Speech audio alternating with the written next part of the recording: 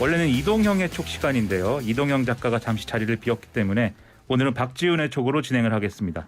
박지훈 변호사 나오셨습니다. 어서 오세요. 네, 안녕하세요. 박지훈입니다. 이틀 전에는 이렇게 자리가 그러니까요. 좀 지금과는 바뀐 상황이었는데. 아마 계속 보고 계시거나 듣고 계시는 우리 시청자, 청취자분들은 놀랐을 겁니다. 자리가 과연 누가 촉을 하고 누가 질문을 하는지 오늘은 정말 제가 여기 앉았네요.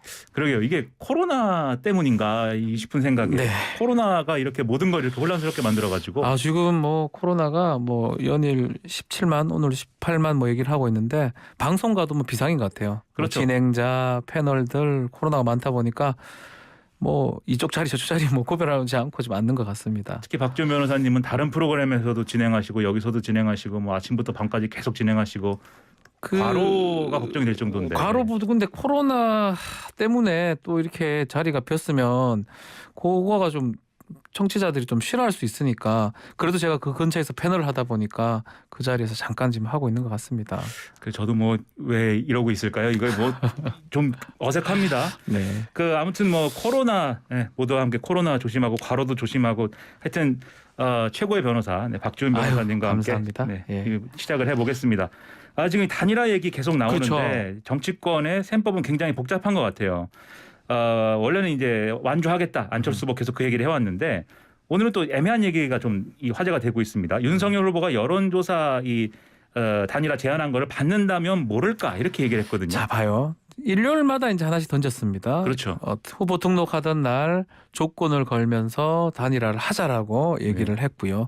또 일주일 지난 일요일 날은 결렬됐다라고 완주를 선언했는데 그렇죠. 이번 주 일요일도 사실은 뭔가 안철수 후보가 얘기할 가능성은 저는 많다고 생각이 드는데 일요일에 남자네. 일요일 남자입니다. 네. 사실 일요일 오전 오후에 하고 월요일부터 뭐 보도가 되는 양상을 좀 띠고 있는데 이제 문제는 국민의힘에서 사실은 단일화에 대한 뭐 속내가 뭐 완벽하게 단일화를 원하는 것보다는 이런 어떤 국면이 좀 있어야지 지지율이 좀 그래도 정권 교체 열망이 수렴이 될 거라고 생각하는 것 같아요. 뭔가 계속 단일화 얘기를 그렇죠. 해야. 하든 안 하든 간에 단일화라는 게 남아있다는 걸 보여주고 싶은 게 아마 윤석열 후보 아니면 국민의힘의 입장으로 보이고 또 굳이 사실은 단일화 결렬 선언하면 실제로 정치계나 이를 보면 결렬 선언하면 더 이상 얘기하지 않는 게 통례인데 그렇죠. 이렇게 얘기한다라는 거는 선거 끝까지 이 얘기를 함으로써 어느 정도 지지율을 좀 가져오고 싶어하는 어떤 국민의힘 윤석열 후보의 뜻이 있는 것 같고 뭐 그러다 보니까 안철수 후보 역시 굳이 그것을 또 거부할 이유는 없는 거거든요. 그래서 일요일이라는 시간적 개념이 있고 또 네. 국민의힘 요망이 있고 그렇다면 예전에 내가 주장했던 그 얘기로 한다면 여론조사 방식을 한다면 받을 수 있다라는 뭐 뉘앙스로 얘기한 게 아닌가. 뭐 그렇다고 해가지고 뭐 무조건 단일화를 하겠다 뭐 이렇게 보기는 좀 어렵지 않나 아직 생각이 듭니다. 그러니까 이게 서로 간의 접촉은 있을 수도 있겠다 이렇게 생각을 하시는 저는 거네요. 충분히 있을 수 있다고 생각이 들고요. 아마 국민의힘이나 국민의당이나 이런 얘기들을 아마 할 거예요. 결국은 내 문제는 후보 간에 뭐가 있어야 될 상황인 것 그렇죠. 같고요. 후보가 하려면 소위 말하는 정권 특사 후보의 모든 것을 받을 수 있는 특사 간의 얘기가 좀 오가야 되고 그게 된다면 정말 주말 간에 뭔가 가능성도 배제할 수는 없다는 생각이 듭니다. 그러니까 특사하면 우리가 남북 관계에서 이제 대북 특사 이런 것처럼 대안 특사, 대윤 특사 이렇게 해가지고 그렇죠. 대안 대윤 특사. 예. 근데 그런 그림이라고 할 때 이게 국민의힘은 지금 말씀해주신 것처럼 이 단일화 여론을 계속 끌고 가면서 이게 정권 교체 여론을 이제 좀 붐업시키는 그러한 수단으로 이제 끌고 갈 수가 있을 것 같은데. 결국은 이게 뭐 얘기는 그렇게 하더라도 결국 이제 성사가 되느냐의 문제는 또 다른 문제지 않습니까? 그렇죠. 안철수 후보 입장에서는 지금 여론조사를 받는다면 모를까라고 얘기를 하긴 했는데 사실 여론조사 형식의 단일화를 하려면은 시간이 좀 부족하지 않나라는 생각도 들고 거의 좀 어렵겠죠. 그렇죠. 사실은. 그러면 만약에 다시 이 단일화 논의를 한다고 했을 때 성사가 되려면은 어떤 방식으로 그림이 만들어질 거라고 보세요? 한다면 단판의 방식일 수밖에 없어요. 시간상으로 지금 13일 만약 일요일까지면 11일, 12일 정도 남은 상태에서 언제 해가지고 결론을 내겠습니까? 그렇죠.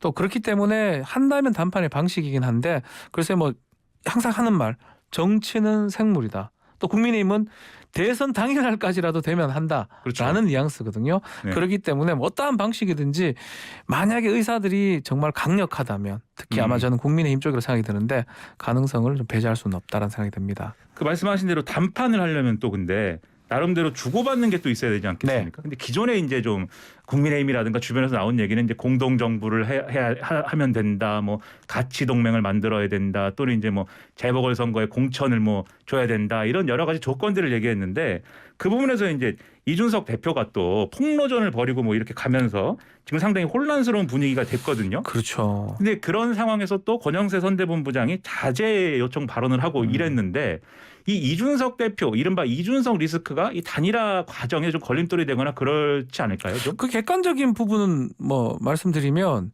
결국은 국민의힘의 권영세 본부장을 비롯 사무총장을 비롯한 분들은 이준석 대표의 어떤 SNS라든지 소위 말하는 이준석의 입이 조금 단일화에는 별로 도움이 안 된다라고 생각을 했던 것 같아요. 그러다 보니까 공개적으로 지금 약간 좀 좌중해달라고 얘기했고 또 그거에 그렇죠. 대해서 아마 좀 화가 났든지 수원 유세에 불참을 했거든요. 이준석 대표가. 20분 전에 뭐 불참 통보했다는 그렇죠. 뉴스가 있더라고요. 뭐 근데 사실은 단일화라는 게 사실 얘기가 계속 나오는 것도 원하는 게 아마 국민의 모습일 거예요. 단일화 되면 더 좋겠지만 안 된다 네. 하더라도 이런 내용의 얘기가 나와야 되는데 어제죠. 어제 지금 이태규 선대본부장하고 국민의당 지금 뭐 설전 비슷하게 돼가지고 네. 둘 다 지금 기자회견을 하면서 서로 폭로전이 돼버린 상황에서 사실상 어제부로 단일화가 지금 거의 결렬된 모양새입니다. 그러게 그것을 말입니다. 조금 새롭게 좀 있는 게 아마 권영세 본부장 등등의 얘기고 또 그거에서 뭐 호응을 했는 건지 아니면 이준석 대표가 마음이 상했는지 어쨌든 간에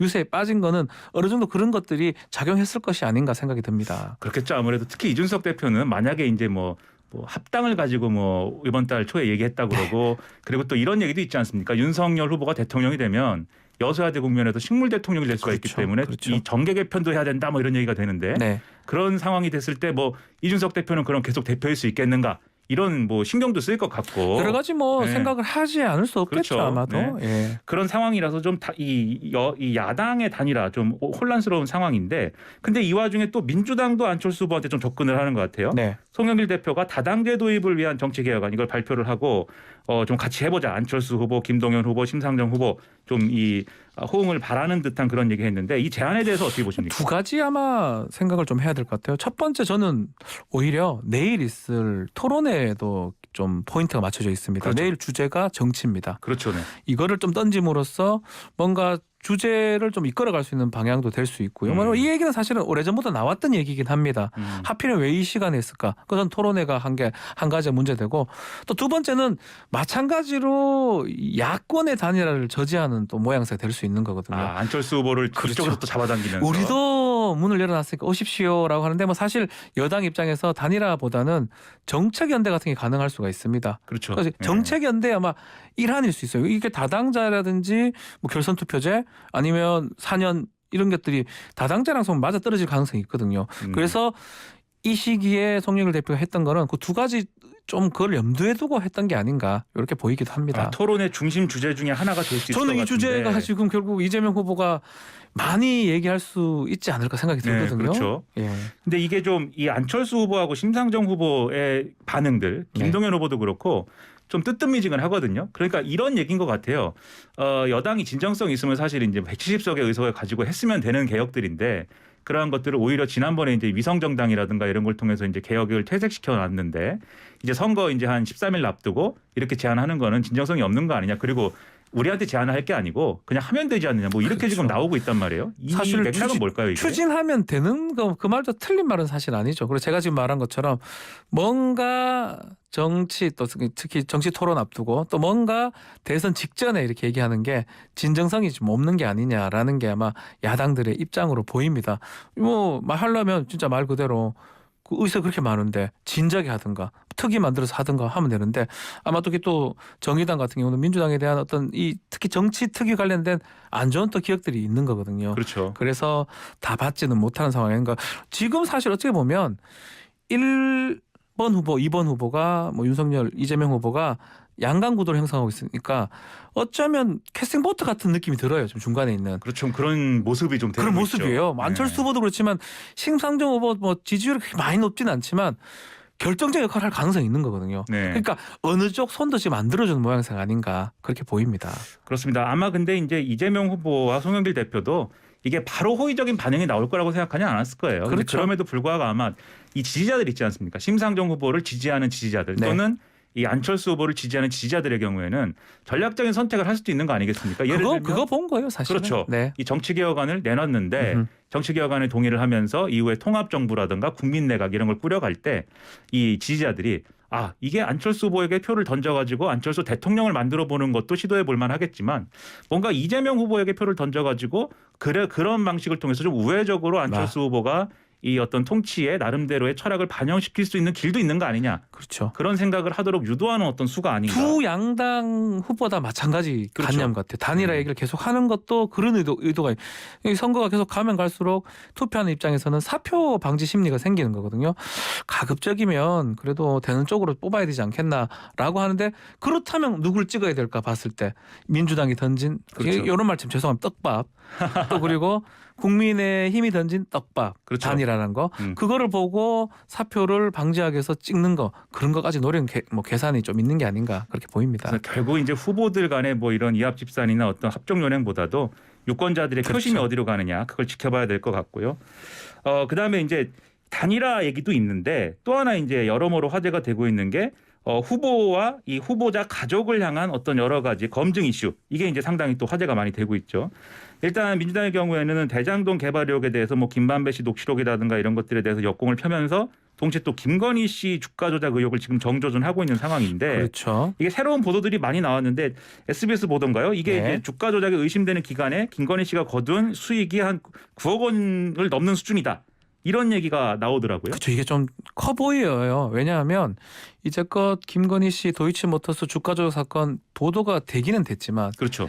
구체적으로 되지도 않았고요. 또 뭐 우리 소위 말하는 레거시 미디어보다는 다른 쪽에서 보도가 됐기 때문에 크게 주목을 못 받았는데 SBS 단독 보도를 하면서 사실은 여러 방송에서 지금 다루고 있는데 공소장을 좀 파악하고 보도를 한 것으로 보입니다. 네. 공소장에는 보면 지금은 주가 조작을 하는 건호수 또 주가 조작 선수들이 구속 기소된 공소장인데 그 공소장에 범죄 일람표 등등의 200여 차례 이상의 김건희 씨가 그 행위를 했던 것으로 포착이 됐고 그 포착한 거가 혹시나 금액으로 계산해 보면 9억 원 정도의 수익이 날 수 있다라는 보도가 있고 그 보도를 일제히 다른 언론사에서 받았거든요. 네. 막 그러다 보니까 공소장에 나와 있는 거라면 사실은 오류일 가능성은 적다고 봐야 될 것 같고요. 또 이 자본시장법 위반이라는 게 시세 조정을 하는 사람도 당연히 처벌하지만 그 시세 조정의 목적으로 돈을 맡겼을 때 수탁했을 때도 이 처벌이 됩니다. 네. 그러니까 전주 역할을 했느냐 안 했느냐 이 부분에 대해서 이 공소장으로 봤을 때는 사실 가능성이 매우 높아 보이거든요. 더더군다나 조금 문제가 됐던 게 윤석열 후보의 경선 당시에 해명했던 부분. 그렇죠. 또 그리고 뭐 2010년 5월달 이후로는 뭐 하지 않았다. 그리고 4천만 원 손해 보고 이제 빠져나왔다. 근데 지난번에 1차 토론 때는 뭐 이익도 좀 보고 손해도 좀 보고 막 모른다라는 식으로 조금 바꿨거든요. 네. 근데 알고 보니까 아직 정확하게 드러난 건 아니지만 9억 원 정도 이익 볼 수 있는 상황이었다. 이 부분이 뭐 민주당이나 이재명 후보 쪽에서는 좀 포인트를 잡고 있는 부분으로 보입니다. 네. 근데 여기에 대해서는 이제 뭐 국민의힘 쪽에서는 이게 특정 시점만 이렇게 잘라서 보면은 그렇게 될 수도 있겠지만 뒤에 뭐 다른 시점까지 포함해서 계산하면은 뭐 9억이 아닐 수도 있다 이렇게 얘기는 하는데 네. 어쨌든 중요한 건 이게 주가 조작은 사실인 거잖아요, 지금. 주가 조작은 있었던 사실인 거잖아요. 이게 사실은 뭐 국민의힘의 어떤 뭐 변명, 항변은 이런 부분이거든요. 토탈해 보면 이게 이득을 얻었는지 이득을 얻지 않았는지 알 수 없는 부분이다라고 하는데 네. 사실 뭐 제가 이제 상법 같은 걸 공부를 하는 입장에서 그렇죠. 네. 최고의 변호사시니까. 최고는 아닙니다. 네. 그냥 평범한 변호사인데 그 목적을 알고 목적이 있고 돈을 넣었을 때 성립하는 범죄입니다. 이익을 얻고 실현하고 실현하지 않고는 중요하지 않거든요. 얼마를 벌었는지 얼마를 손해 봤는지는 손해봐도 중요하지 않다. 사실은 시세 조정이 되는 걸 알면서 돈을 넣었을 때 성립하는 범죄이기 때문에 네. 사실은 이제 그런 말들이 큰 의미는 사실 없어 보이긴 한데 뭐 그럼에도 불구하고 검찰에는 공소장에 다른 사람들은 기재가 됐는데 김건희 씨는 공소 제기가 안 됐어요. 조사도 잘 안 되고 있고 네. 그런 부분은 좀 확인이 좀 돼야 돼요. 왜 안 불렀고 그렇죠. 불렀는데 안 왔는지 그리고 막 혹시나 불렀을 때 피의자성으로 불렀는 건지 단순한 참고를 불러려고 했는 건지 이런 것들이 좀 확인이 좀 돼야 될 것 같습니다. 근데 알려지기로는 이제 소환을 하려고 했는데 김건희 씨가 이제 안 왔다 이런 보도도 있고. 네. 근데 국민의힘 쪽은 또 소환을 안 했다. 그렇죠. 안 부르더라 뭐 이렇게 얘기를 하고 있어서 뭐가 맞는 건지 이걸 확인이 좀 돼야 되는데 사실 가장 문제가 사실 저는 뭐 이런 얘기가 좀 그런데 검찰이 사실 문제입니다. 제가 이런 일이 발생했을 때 돈을 넣었기 때문에 이게 범죄가 되든 안 되든 미리 불렀었어야 되거든요. 이게 언제 이 사람이 잡혔었냐면 이정필은 작년 8월 정도, 9월 정도고 주가 조작 선수라는 사람인 예. 거죠. 영장 기각했다가 도망가는 거 나중에 잡았거든요. 10월 달에 잡았고 네. 권오수 회장 같은 경우도 작년 12월 달에 기소가 됐습니다. 그러면 네. 그 직전 직후에 어쨌든 간에 김건희 씨 불러가지고 네. 불기소하더라도 확인을 했었어야 돼요. 그러면 이런 문제가 안 생기는데 이 대선 지금 10며칠 놔두고 지금 이런 보도가 나고 네. 뭐 민주당 입장에서는 공격하지 않을 수 없고요. 네. 국민들이 지금 판단하는데 상당히 혼란스러운 거거든요. 그러니까 그렇죠. 검찰이 불러서 불기소를 하든 기소를 하든 결정을 냈었어야 되는데 그 부분은 상당히 아쉽습니다. 지금 국민의힘 쪽에서는 또 전화로 이제 매매를 한 것이기 때문에 주가 조작은 애초에 불가능했다라고 주장을 하고 또 검찰이 공소장에 첨부한 범죄 일람표도 검찰이 뭔가 거기에 대해서 오류를 저질러갖고 정확하지 않은 내용이다라고 지금 얘기를 하고 있거든요. 혹시 이 부분은 좀 이 부분도 확인하실 수 확인이 있나요? 돼야 되는데요, 사실은. 뭐가 진실인지 지금 알 수가 알 없는 수가 거죠. 없습니다. 그러니까 주장만 있는 것이고. 예, 왜냐하면 뭐 전화매매 그러니까 그것도 전화매매인지 아닌지 알 수는 없는 거거든요, 사실은. 그렇죠. 그러니까 누구 거래했는지 일단은 나와 있는 걸 봤을 때는 가장 큰 수익을 얻었을 듯한 그리고 가장 많이 했었을 듯한 전주로 보이거든요. 네. 그렇기 때문에 그 부분도 참 확인이 좀 돼야 될 부분입니다. 알겠습니다. 그리고 이재명 후보도 이제 논란이 있는 게 계속 네. 있는 게 이게 법인 카드를 어떻게 썼느냐 이 문제인데 지난번에 이재명 후보는 뭐 이 언론 인터뷰에서 김혜경 씨가 쓴 게 아니고 이제 비서가 썼다. 그렇기 때문에 김혜경 씨가 직접 쓴 것처럼 얘기하는 거는 좀 유감인데 어쨌든 총체적으로 잘못한 거다 이렇게 얘기는 하긴 했습니다. 네. 근데 추가로 제기된 의혹이 중식당에서 이제 김혜경 씨 관련된 이제 쓴 내역이 나왔다 뭐 이 내용이 나온 건데 그렇죠. 이 의혹 앞으로도 뭐 계속 이런 식으로 건건이 나오지 않겠습니까? 계속 나올 것 같기도 하고요. 뭐 이제 감사를 한다고 하니까 실제로 업무상 썼는 건지 네. 누가 썼는 건지에 따라서 감사, 징계 그 이상의 형사처벌 대상도 될 수가 있습니다. 예컨대 횡령이라든지 네. 배임죄 같은 성립할 수가 있는 거거든요.